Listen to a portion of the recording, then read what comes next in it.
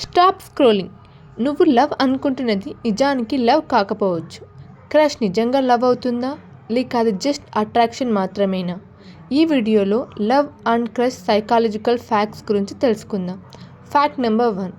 Crush usually 3 to 4 months మాత్రమే స్ట్రాంగ్గా ఉంటుంది. అది మోస్ట్లీ ఫిజికల్ అట్రాక్షన్ మరియు ఇమాజినేషన్ వల్ల కలగచ్చు. Fact number 2.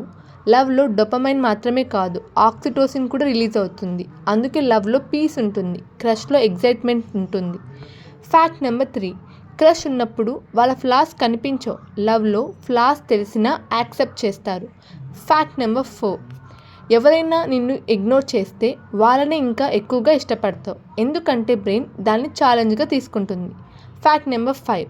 క్రష్లో రిప్లై ఎందుకు రాలేదని టెన్షన్, లవ్లో బిజీ అయి ఉంటారని ట్రస్ట్. Fact number 6.